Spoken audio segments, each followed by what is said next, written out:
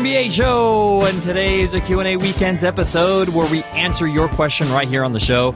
If you have a question you want to ask about your business, about your journey as an entrepreneur, just email us at contact@100mba.net. Or you can send me a tweet on Twitter. My handle is BizRepublic, B-I-Z Republic. As always, I'm your host, your coach, your teacher, Omar Zenhom. I'm also the co-founder of the $100 MBA, a complete business training and community online. And in today's Q&A episode, Terry asks, I'm doing my first live event. Any pointers? A really good question and a timely question because Nicole and I just wrapped up Webinar Ninja Live, our live event, our in-person event. It just wrapped up in September. And I'm going to give you my big takeaways and my big pointers when it comes to doing your first live event. In fact, I think if you just focus on the things I share with you today, when you do your first live event, it's really hard for it not to be successful. Live events are a completely different kind of project, different kind of animal. It's really, really different from selling a product or a service. That's why I want to give you these specific pieces of advice to make sure your first live event is a success. Let's get into it, guys. Let's get down to business. Today's episode of the $100 MBA show is sponsored by HostGator. With their 24/7 live support via chat, phone, and email, you can speak to a human being to help you with your website. Whether it's building your website, improving your website, or just making a slight change.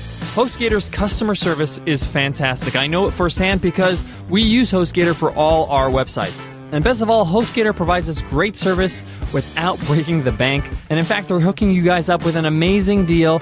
All the listeners on the $100 MBA show can save 25% off when they use promo code OMARHOOKUP when they go to HostGator.com. Just go to HostGator.com and at the checkout, use promo code OMARHOOKUP to save 25% off web hosting. I have 4 major tips when it comes to doing your first live event, making sure it's a success. And the first tip is the most important one. And I see a lot of people that do their events for the first time and they skip this completely, they ignore it, and they regret it later on. Tip number 1, if this is your first live event, have a minimal viable mindset. This is so important. It's very important for you to look at the minimal viable successful model of a live event. We all want to have this huge Tony Robbins extravaganza of an event. But I don't recommend you do that the first time around. You want to learn a few things when you do your first event. And the best way to learn is to create a minimal viable event. You got to ask yourself, what is the minimal viable version of the idea in my mind? Yes, you want that big event, whether it's a 3, 4, 5-day event. And it will happen, but just not for your first one. Because there's a lot of things you want to work out. And it's a lot easier to scale an event than to do version 10 right out the gate. So when we did our event, Webinar Ninja Live, we had this mindset and it really helped us out. And now I'm not only talking about costs, because yes, there are a lot of costs involved when you're running an event, but I'm also talking about the content. I'm also talking about the actual event itself. You got to question everything. Do you need an hour-long session for each speaker? I mean, this is a question we asked ourselves before we created our program. And in fact, as former educators, we realized, hey, an hour session is actually detrimental. People can't focus for an hour. And we have shorter sessions, we can have more speakers and more breaks during the day. So we made our sessions 20 minutes. And we found that 20 minutes is a really good amount of time for you to consume some information. That's why TED Talks work so well. They're around 20, 22 minutes. Another minimal viable thing we did is that instead of running a 2, 3, 4-day event, we just created a 1-day event. We said we want to just have a solid 1-day event. If it's a success and it does well, we can make it 2 days next year, then 3 days, if it works for the actual event. But the point is that we wanted to start off small. And we also wanted to find out if we enjoy doing events, if this is something we want to continue to do.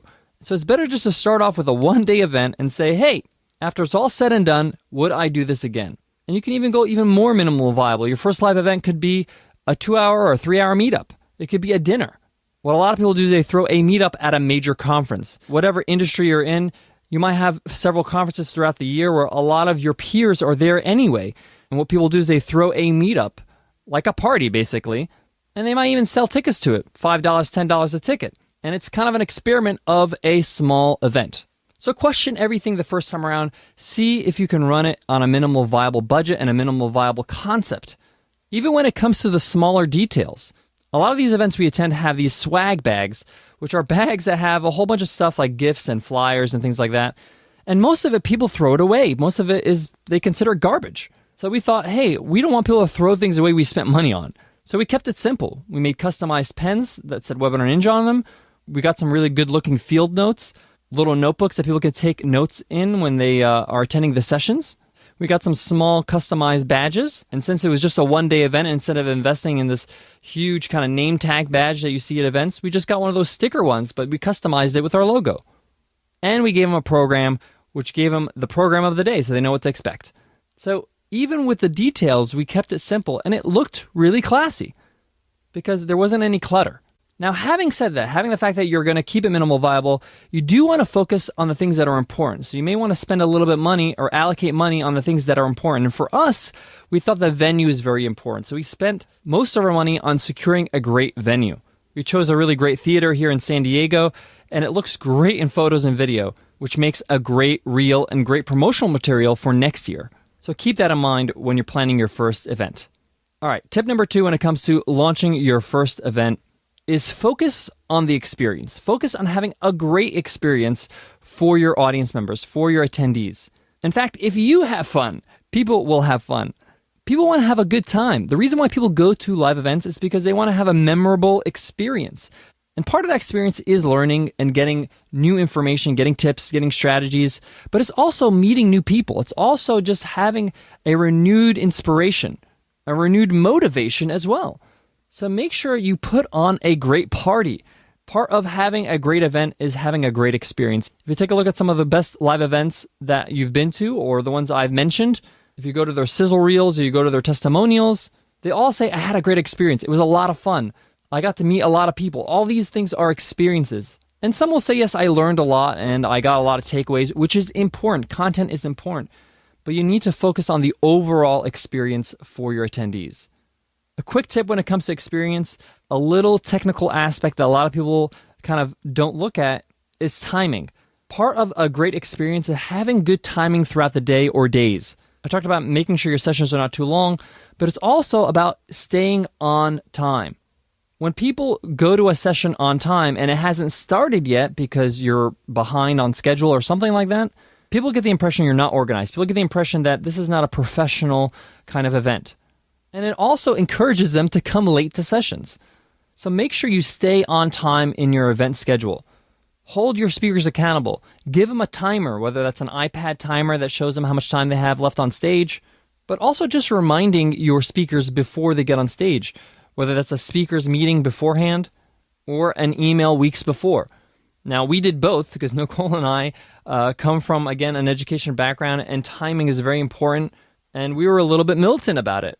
But luckily, we had some really amazing speakers. All of them were fantastic, and they're good friends of ours. So when I met with them before the event, literally like the hour before we got started, we had a group meeting, and I just talked about how important timing is and how much I would appreciate if they stayed on time. And there's nothing wrong with doing that. Yes, they're important. Yes, they're VIP. Yes, they're all that stuff. They're a part of the experience you're trying to deliver. So make sure everybody's on point. Tip number 3, make sure you fill your seats. This is one of your major goals when you're running a live event. And it's a lot easier to fill and sell out all your seats when you market in advance. So make sure that when you're planning your event and setting the date that you allow enough time to market and sell out your tickets. Now I'm going to share with you a little secret that a lot of people don't share when it comes to planning events. But sometimes you're going to have to give away some tickets. Give away some tickets to people that you would want to be in there. Some influencers, people that are doing some great things in your industry. Give them a free ticket and get them to attend. They're going to add value to your event. And they're going to fill in some seats. You don't want an empty house. You want a full house. Again, it looks great in photos, it looks great in video, and it improves the experience for everybody who's there. Having a room packed with people applauding, clapping, laughing, it all helps the experience. Guys, I got more on running your first live event, but before that, I got to give love to today's sponsor, Pipedrive. Whether you're an entrepreneur or not, sales can be tough, but it doesn't have to be. With Pipedrive, the CRM for small teams and big ambitions, the pain and frustration of tracking deals with email and spreadsheets is gone forever. Salespeople and entrepreneurs love Pipedrive because it visualizes your sales pipeline, highlighting your opportunities and potential problems, ultimately ensuring important activities and conversations don't get dropped. And sales managers love it because they don't have to nag their team to use their CRM. Pipedrive is easy to use and simple to get started. You could be up and running in minutes. And if you need any extra help, Pipedrive also has great tutorials and an incredible supportive, responsive team. Some other cool things about Pipedrive include forecasting, iOS and Android mobile apps, awesome integrations with the likes of Google Apps, MailChimp, Zapier, Yesware, and more, and a powerful API for those that like to build their own software solutions. Head on over to pipedrive.com/MBA to start your 30-day free trial today. Get started for free at pipedrive.com/MBA. My fourth and final tip when it comes to launching and running your first live event has to do with the idea of sales. Now, a lot of people run events so they can promote their product, their business. And that includes having a portion where you have to sell from the stage. Or in other words, just make an offer, give an offer to your audience that are attending your conference or attending your event. Now, I'm going to say to you, it's completely okay to do this, as long as the value of your conference is greater than the amount that you sell, a lot greater. So one of the things that a lot of people struggle with live events is sponsorships, because they get sponsors to pay for some of the conference, but then they have to give them some shout outs. And maybe some of these sponsors want to sell their products from the stage. And maybe even the speakers want to sell their things from the stage. You got to be wary of that, because you don't want your audience to feel like, wow, this is a sales pitch. This is a sales fest. I thought I was going to learn something. I thought I was going to have a great time. Remember when I said focus on a great experience? Balancing your sales with the experience is very important. So I think that if you're going to sell your products or services at your event, focus some time to talk about your products and services, because there are going to be people at the event that want what you're selling. They want to learn more. So give that opportunity, but don't let it be the focus of the event. And be mindful if there are other people on the stage that are going to sell other things. Again, I had some really great speakers. I had nothing to worry about with these people because they were mindful of this. They understand that this is an event about value, about helping people with their webinars, about improving their skills when it comes to webinars. And it wasn't about them promoting their products or services. So just make a note of this. If you're going to sell your products and services from the stage, it's okay, but don't make it all about that. Spend maybe 30 minutes, 40 minutes on your actual offer, but the rest of the event, the rest of the day, whatever it is, focus on having a great experience and great value. If you do have sponsors, make sure that you mention them, give them shout outs, but make it tasteful. And be mindful of how many times you're making an offer to your audience during your event. All right, guys, that wraps up today's lesson. Terry, I hope that answers your question. I enjoyed answering it. Guys, again, if you have any questions you want to ask on the show, just email us at contact@100mba.net. Or you can send me a tweet on Twitter. My handle's BizRepublic. Guys, we have a whole bunch of amazing episodes coming up this week. Tomorrow we have a great guest teacher episode with my main man, Clay A. Bear, good friend of mine, but he is the crowdfunding expert in our space. And he's going to teach you how to avoid the 5 most common mistakes when running a crowdfunding campaign. We also have a lesson on how to choose your business name coming up and a whole lot more. So make sure you subscribe to the $100 MBA Show so you get all our episodes automatically for free. All right, guys, I'll check you tomorrow. I'll see you then. Take care.